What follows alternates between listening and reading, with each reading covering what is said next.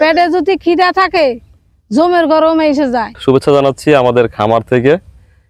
আমার এই পাশে যে জায়গাগুলো দেখতে পাচ্ছেন এবং এই পাশে যে জায়গা, সব মিলিয়ে এখানে লিখিতভাবে জমি নিয়ে আছে 36 বিঘা আর 50 বিঘা, এই হচ্ছে 86 বিঘা জায়গা। 36 বিঘার ওই পাশে আবার আমাদের 18 বিঘা জমি নেওয়া আছে, যেই জমিটা সেটা 1 বছরের জন্য। তো অনেকে জানতে চান যে আসলে পালেচরে যে পানি হয়েছে সেই পানি আমাদের এখানে কেমন। খামারের একেবারে নিম্নাংশ যেখানে পানি বেশি হয় সেখানে দাঁড়িয়ে আছি। আমাদের একটা পরিকল্পনা ছিল হয়তো এখানে হাঁসের খামার করব। তো অনেক ভাই ব্রাদার একসঙ্গে সবার মতামত নিতে গিয়ে হয়তো সেটা এবার ফাইনালি করতে পারি নাই, কিন্তু আগামী বছর ইচ্ছা আছে যে হয়তো আমরা হাঁসের খামার এখানে করব। কারণ বিস্তীর্ণ জলরাশি, অনেক মানুষ মাছ ধরে, শামুকের কোনো অভাব নেই। তো যে কারণে আমরা এখানে নেক্সট ইয়ারে হয়তো বা হাঁসের যে স্বপ্ন আছে হাঁসের খামার করার, সেটা হয়তো আমরা নেক্সট ইয়ারে করব। আর এই পাশে এখানে অনেক পানি, আমি যদি একটু লোক দিয়ে দেখাই, এই জায়গাটা আসলে অনেক নিচু, সেজন্য এখানে বেশি পানি। এরকম জলাভূমি আছে আপনার মোটামুটি 8-10 ফিট হবে না বুঝলাম ভাই? হ্যাঁ, তো প্রায় 8 ফিট বা 10 ফিট পানি এখানে। আর এখান থেকে শুরু করে ওই সামনে গেলে ওদিকে আরো পানি কম।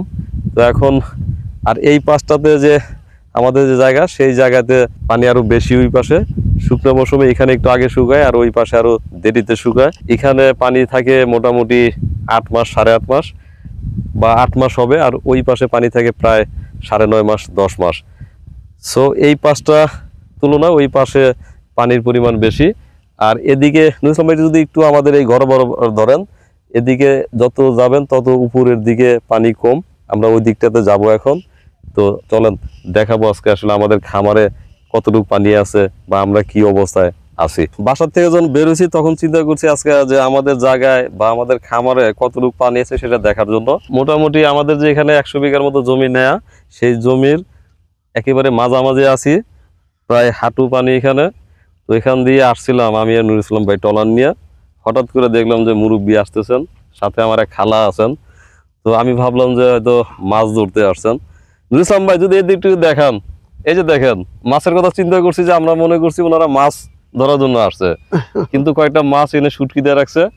আসলে ওনারা বেদে সম্প্রদায়ের মানুষ। তো আমার খুব ভালো লাগছে যে মাছের কথা চিন্তা করছে আর মাছ এখানে ওনারা শুটকি দিয়ে রাখছেন। তো মুরব্বী আছেন কেমন?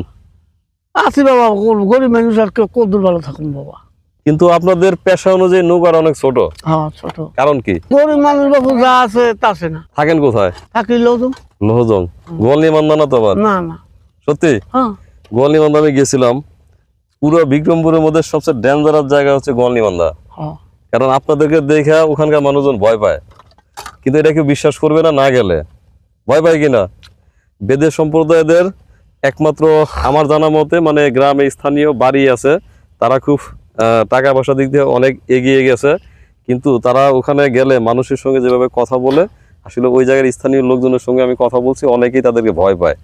এটা মানে না গেলে আপনি বিশ্বাস করবেন না কেন ভয় পায় সেটা না বলি, কিন্তু সাধারণ মানুষ বা আমরা মুসলমান হিন্দু যারা আছি ওখানে ওই এলাকার মানুষজন ভয় পায়। তো মুরব্বী, মানুষ তো আগে নৌকায় সময় কাটাইতো বা নৌকায় জীবন ধারণ করতেন। এখন সেই নৌকা তো এই নৌকা না, হয়তো আছে একটু বড় নৌকা আছে। বড় নৌকা ছিল, অল্প একটু বড়, অল্প একটু বড়, কিন্তু এখন আর নৌকায় থাকেন না। এখন সবসময় কি এটা শুধু বেচা কেনার জন্য রাখছেন আর কি? বাড়ি ঘরের কি অবস্থা, মানে জায়গা কিনছেন? নাই বাবা, কারো জায়গায় ভাড়া থাকেন? এই মুহূর্তে কথা বলছি এই খালার সঙ্গে। খালা, কি অবস্থায় আছেন, কেমন জীবন যাপন চলছে? বাবা 20,000 টাকা সুদে আনছি, সুদে এনে ব্যবসা করে খাই। এই সুদের টাকা করা দিয়ে আর এই মাইসের এই ছেলে পিলে খাই বাবা। আমার কোনো টাকা পুঁজি কোনো কিছু নেই। আচ্ছা, তো আপনার বয়স অনুযায়ী মুরব্বীর বয়স একটু বেশি, মনে কিছু করেন। আপনাদের সমাজে তো একাধিক বিয়ে হয়, মুরব্বী কি বিয়ে একটাই করছেন না বেশি করছেন? না না, বিয়ে আর একটা করছে, সেই ঘরে 4টা পোলাপান আছে। আর আমার ঘরে 8 জন হইছে, মারা গেছে সব।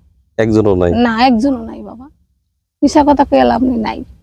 আচ্ছা, আর আপনারা তো আগে তো এমনি নৌকায় জীবন যাপন করতেন, আপনি করতেন কি? হ্যাঁ, আমিও নৌকায় থাকতাম। আমি নৌকায় জীবন যাপন। এখন মনে করেন কোন রকম একটা কুড়া ঘর আছে, ওইটা বাবা ভাইঙ্গা চিড়ে গেছে, টাকা পয়সা নাই দিকে হারতাই নাই, দুজনে নৌকায় থাকে। আচ্ছা, তাহলে নৌকার জীবন বাদ দিলেন কত বছর আগে? এই যে 5-6 বছর হয়েছে। এই নৌকা নিয়ে পদ্মা পার হয়ে এই পারে আসছেন, আবার যাবেন ওই পারে। হ্যাঁ তো পদ্মা পাড়ি দিলেন, ভয় করে না? এই পাশে তো স্রোত। বাবা রে, পেটে যদি খিদা থাকে জমের গরম এসে যায়। জমের ঘরেও যায়, হ্যাঁ এই জন্যই আসা। এই জন্য আসা। তাহলে আপনার এখানে সব মিলে 20,000 টাকার মাল আছে। মাল আছে। আচ্ছা, সারাদিন বিক্রি করছেন কত? আজ বিক্রি করছি 1200 টাকা বিক্রি করছি। 1200। খাওয়া দাওয়া করছেন কখন বা এই কোথায়? মাইসের বাড়িতে খাই, যে বাড়িতে বিরাই ওই 1 মুঠ 2 মুঠ চুরি দেই, দুজন খাই, আর ভাত টাত রান্ধি না বাবা। হাসা কথা যা, মিশা কথা না, মাইসের বাড়িতে চাইয়া খাই। তাহলে আপনারা যে সিঙ্গা লাগাই দেন এখন সেটা? না না, আমরা সিঙ্গা লাই না, আমরা সেই মানুষ না বাবা। আপনার তো বেদে সম্প্রদায়। না, বেদের সম্পর্ক হইলে কি হইব? ওদের সাথে আমাদের সাথে কোনো মিল নাই। ওদের সাথে আমাকে সাথে কোনো বিয়ের সাথে আগে দেখতেন না, বড় বড় মানুষের কাছের মাল, কসমেটিকের মাল বিক্রি করতো মাথায় করে, আমরা হেই যাত, ওর সাথে কোনো মেলা। এটা কি আবার বেদেদের মধ্যে কি আলাদা ইয়ে আছে নাকি? আলাদা আছে। কেমন সেটা? এই যে আপনারা তো মুসলমান, তারাও মুসলমান। তারা লাগায় মনে করেন মিশা কথাকে মানুষের দুকু বুকু দেন, আর আমরা কোনো কিছু না। আমরা এই যে এই মাল বিক্রি করবো, 10 পয়সা রুজি হইব, খাইমু লইমু, এই আর কিছু না। আর দোকানে ব্যবসা করি না আমরা। আচ্ছা, তাহলে আপনার 8 জন সন্তান হয়েছে, 8 জনই মারা গেছে। আর দুনি মারা গেছে। আর উনার আগের ঘরের যে সন্তান আছে ওনারা 4টা, 2টা ছেলে 2টা মেয়ে আছে। কই থাকে তারা? তারা ওই বিয়ে শাদী হয়ে গেছে, বাপের বাদ দেয় নাকি, আমি কি করবো? আমি তো ফালাই দিতাম না, আমার ঘরে তো সন্তান হয়েছে, আর ফালাই দিয়ে লাভ আছে? আর বুড়ো বুড়ি 2 জন কষ্ট করিয়া খাই। দূর থেকে যখন দেখছিলাম ভাবছি যে আপনারা মাছ ধরতে আসছেন আর কি। না রে বাবা, আমরা মাছ ধরতে। তাহলে ওই এলাকায় কি আপনারা হেঁটে হেঁটে গাওয়াল করেন? হ্যাঁ আর বর্ষাকাল হয়েছে দেখে নৌকা দিয়ে এবারে আসছেন। হ্যাঁ। আচ্ছা, তাহলে এখন আমাদের তো এখানে আমাদের যে খামার, তো একটু দেখান আমাদের কি আছে যেটা আমরা নিতে পারি খামারের জন্য। আপনি কি চান বলেন? এগুলা কিসের? এটি হলো কাছের নাই? চাষের আছে, কাছের। কাছের দেখান তো। এই যে আরো ছোট নাই? আর ছোট নাই বাবা, হ্যাঁ, আর ছোট নাই। এটা একটু বেশি বড় হয়ে যাটা। না, আর ছোট নাই শোনা। আর ছোট আছে ওই যে মেলামিনের গ্লাস। মেলামাইনের গ্লাস, হ্যাঁ। এগুলা কত করে পিস? এটা বাবা 150 টাকা কিনা, 180 টাকা বিক্রি করি আমি গেলাম। এটা হ্যাঁ। ধারণা নাই, কিন্তু দাম তো আমার কাছে বেশি মনে হচ্ছে।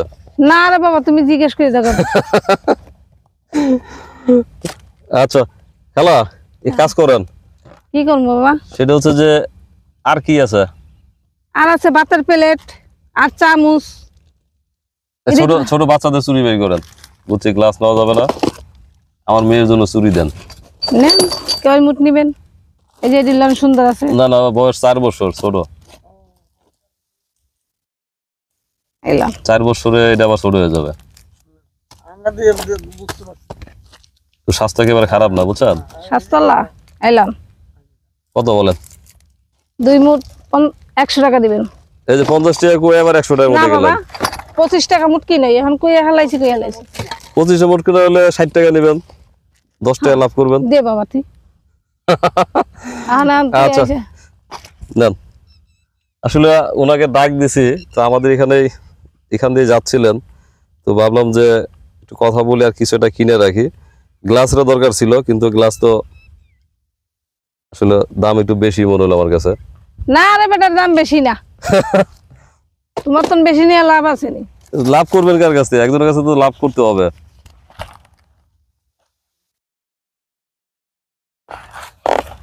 তাহলে আমার খালার জীবন নৌকার মধ্যে বেশি গেল না? হ্যাঁ। এখন বাড়ি যেতে যেতে আপনার তো প্রায় 1.5-2 ঘন্টা লাগবে। না ওই যে আমার নৌকা, ওই যে ওই যে ওই যে ওই যে নৌকা কি আরেকটা আছে? ও এখানে থাকবেন? যাইতে পারবেন না? আচ্ছা আচ্ছা, তো ভালো থাকেন। এখন আমরা যাচ্ছি আমাদের সেই পুরনো সোনের ঘরের দিকে। বুঝলাম ভাই, গতবার তো আমার সঙ্গে দিয়ে একবার আসছেন এমনিতেই কাজ করার জন্য না, এমনি আসার সময় দেখা গেছে আমি ডাক দিছি, ভাই চলেন যাই ঘুরে আসি, সেভাবে আসছিলেন। গতবার মনে হয় এই পানির সময় আপনি আসেন নাই আর কি। না, আর গতবার পানি এর আগে একবার উঠছিল, উঠে নেমে গেছিল, এবার কিন্তু একটু দেরিতে আসছে। আর এখানে দিয়ে স্রোত আছে একটু, হালকা একটু স্রোত আছে, দিক দিয়ে পানি আসতেছে। তাহলে মনে হয় আমরা এখন জাল পাততে পারি। হ্যাঁ, আর আমাদের নতুন করে আর এক ভাই আসতেছে, রফিক ভাই, কালকে আসবে। আসলে কিছু জাল ফালানোর ব্যবস্থা করেন। আর এই হচ্ছে আমাদের আগের সোনের ঘর। আমরা এখান থেকে এবং ওই পিছন থেকে এখানে মাটি উঠেছিলাম, তো সেই ঘরের এখন এই অবস্থা। তো এখানে পানি উঠতে আরো 1 ফিটের বেশি লাগবে না? 1.5 ফিট লাগবে। 1.5 ফিট হলে এইখানে পানি উঠবে আর কি। আর আমাদের এই জায়গাটুকুতে মানে আমরা রাখছিলাম ওপেন স্পেস, যাতে আমাদের যদি কোনো পশু থাকে এখানে একটু নামতে পারে। তো নুরুল ভাই, এখন গারল তো দিনে 2 বার বের করা লাগবে, কিন্তু আপনার তো ঝামেলা হ্যাঁ। ঝামেলা আপনারা এটা করতে পারেন, মাঝে মাঝে 1-2 ঘন্টা এখানে নৌকা যেগুলো আনিয়ে এখানে রাখতে পারেন, রাখা যায়। একটু রোদ ঠোদ পাইলো। হ্যাঁ। কারণ গারল এখন আমরা ঘাসের অভাব যেমন তেমন, আসলে আমরা যদি ওই পিপিআর টিকা যদি আরো আগে দিতে পারতাম, তাহলে খুরা রোগের টিকাটা দেয়া থাকলে ওরা কিন্তু পানিতে নেমেই খাচ্ছিল। হ্যাঁ। কিন্তু খুরা রোগের যেহেতু টিকা দেয়া নাই, যে কারণে আজকে থেকে গারল ঘরেই থাকবে। আগামী 25-26 তারিখে যখন আমরা টিকা দিয়ে দিব খুরা রোগের, তারপর আবার গারল বের করব। কিন্তু আপাতত আমার মনে হয় যে আপনি নৌকা দিয়া অল্প অল্প করে আনা অনেক ঝামেলা, কারণ গারল দলবদ্ধ থাকে তো এখানে আনতে গেলে ঝামেলা হবে। তারপর একটু গায়ে রোদ লাগানোর জন্য কষ্ট করে একটু এনে দিয়ে হাঁটাচলা করলে দেখবেন যে ভালো থাকবে। হ্যাঁ। তো সব মিলিয়ে আমাদের খামারের এই মাঝখানের জায়গাটা, এখানে পানি উঠতে যে মাটি উঠাইছিলাম, পানি উঠতে এখানে মোটামুটি 1.5 ফিট লাগবে, তাহলে হয়তো এখানে পানি উঠবে।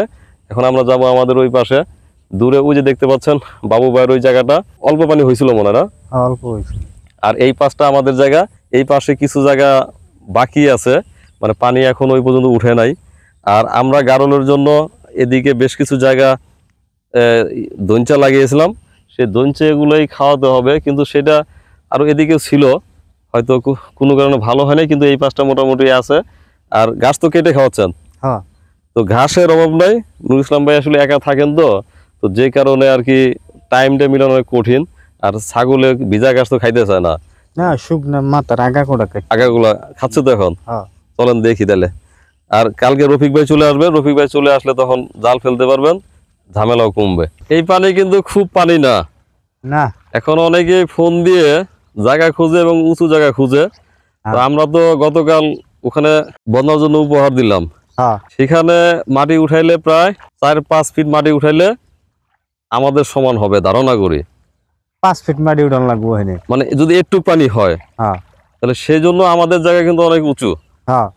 এখন অনেকেই বলে যে আপনাদের বালি মাটি, আসলে আমরা তো এখানে হাল চাষ করার জন্য আসি নাই, খামার যেহেতু করব, খামারের কাছে এগিয়ে যাচ্ছে, তাই আমাদের এই জায়গায় ভালো।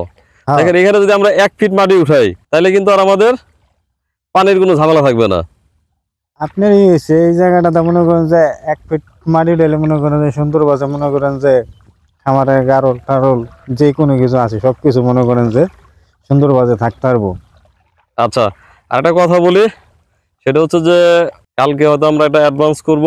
নাসির ভাই, আমি, আলম ভাই কথা বলছি চুয়াডাঙ্গায় ব্ল্যাক বেঙ্গল ছাগলের জন্য। হ্যাঁ। তো প্রথম অবস্থায় আমরা 60টি ছাগল অর্ডার দিচ্ছি। সেই ছাগল আগামী 15 দিন পর থেকে 1 মাসের মধ্যে আসবে। আর আমরা ধারণা করতেছি যে এই পানি কিন্তু জোয়ারের পানি, তো সেই পানি আবার 2-4-5 দিনের মধ্যে নেমেও যেতে পারে নাকি? হ্যাঁ। নামার সম্ভাবনা আছে না? এটা নামার সম্ভাবনাই বেশি। আচ্ছা, নেমে যাবে, এবং এরপরে কিন্তু আবার ভাদ্র মাসের 15 তারিখের দিকে আবার পানি আসবে। ওই পানি আর এর দূরে আসবো না, ওইটা হয়েছিল যদি ডল হয় পশ্চিমে, তখন হয়েছিল ওইটা করবো। তাহলে আমাদের টার্গেট ঠিক আছে না? হ্যাঁ। যদি এখন কালকে যদি আমরা অ্যাডভান্স করি, তাহলে 15 দিনের পর থেকে 1 মাসের মধ্যে আমাদের ছাগল দিবে। এখন ছাগল নিলে আমাদের ওই ঘরটা একটু বাকি আছে না যেগুলো, হ্যাঁ, ওটা একটু মাপ দিবেন, মাপ দিয়া আর কাঠ কি পরিমাণ লাগবে ওই কাজটা ধরবো। পরে আমাদের মাঝখানে তো বেড়া দেয়া আছে। হ্যাঁ। তো নাসির ভাইয়ের এই প্রজেক্টের কাজ শুরু হবে, রফিক মামা, রাজমিস্ত্রি, তারপরে ওয়েল্ডিং মিস্ত্রি এখানে আসবে, জেনারেটর আসবে, এখানে কাজ হবে। তো হ্যাঁ, ওদেরকে দিয়ে আমরা একদিন কাজে লাগাই বাথরুমটা রেডি করে ফেলবো, আর হচ্ছে যে ওই পাটাতুন রেডি করব, করে ছাগল উঠে ফেলবো। সেটা 15 দিন পরে ইনশাল্লাহ ছাগল চলে আসবে, কালকে আমরা ফাইনাল করব। আর গারলগুলা কদিন যেভাবে দৌড়াদৌড়ি করছে, সেই স্বাধীনতা ওদের হরণ হলো, 10-15 দিন ওদের কষ্ট করবে আর কি। হ্যাঁ। এখন গাছ যেগুলো কাইটে দিচ্ছেন খায় তো নাকি? খায়, কাটা গাছ একটু কম খায়, আগে যেরকম সারা আসলে যেটা ভালো লাগছে এইটাই খাইছে, কিন্তু এখন তো স্বাধীনতা বন্ধ হয়ে গেছে। হ্যাঁ। তো দর্শক দেখতেই পাচ্ছেন আমাদের খামারে এতটুকু পানি হয়েছে, আর সামনে আমাদের ঘরের সামনে যতটুকু পানি আছে সেটাও দেখাচ্ছি আপনাদের। এই জায়গাতে এখনো পানি উঠে নাই, আরো বেশ কিছু জায়গা ঘরের পিছনেও আছে যেখানে পানি উঠে নাই। আর আমরা ভাবছি যে ওই পাশে যে ঘরটির অবকাঠামো দেখতে পাচ্ছেন, এখানে রাজহাঁস পালন করব। বুঝলাম ভাই, রাজহাঁসের জন্য কিন্তু কথা হয়েছে। আমাদের এক ভাই আমার কিছু টাকাও পাঠাইছে, বলছে যে এটা আমাদের এই বাজেটের মধ্যে না, তবে আপনারা আলাদাভাবে কিছু টাকা দিচ্ছেন, বলছেন যে আপনি রাজহাঁস উঠান, কারণ একটা খামার হলে যেন হাঁস মুরগি বা অন্যান্য যা কিছু থাকলে একটা সৌন্দর্য দেখা যায়, সেই জন্য উনি করছেন, মানে টাকা দিচ্ছেন আমাকে, বুঝছেন। হ্যাঁ আর দর্শক এই দেখতে পাচ্ছেন আমাদের খামারের সামনের এই জায়গাটুকু একটু নিচু, যে কারণে এখানে বৃষ্টির পানি আসলেও বেজে যায়, আবার এমনি পানিও আসছে। তো এই জায়গায় আমরা হয়তো পানি গেলে এখানে একটু মাটি ফেলবো, যাতে বৃষ্টির পানি বা অন্য পানি সহজে না জমে, এই অবস্থায় আছে। আর এদিকে বেশ জায়গা শুকনো আছে, কিন্তু আমরা এই মুহূর্তে গারল ঘরেই রাখছি, কারণ হচ্ছে এদিকে দেখেন যতটুকু জায়গা শুকনো আছে মাটিগুলো ভিজা, ঘাসও খুব একটা নাই। তো যে কারণে ওরা ঘর থেকে বের হলে হয়তো খুরা রোগে আক্রান্ত হতে পারে, যে কারণে আমরা ঘরেই রেখে দিছি। এখন নুর ইসলাম ভাই ঘাস কেটে কেটে ওদের খাওয়াচ্ছে। আর নুর ইসলাম ভাই, জি বলেন। আমাদের একটা জিনিস খেয়াল করা উচিত ছিল, আমরা ছাগল যখন একটা কিনলাম, আসলে পশু হলেও ওর তো একটা মনোবাসনা আছে নাকি?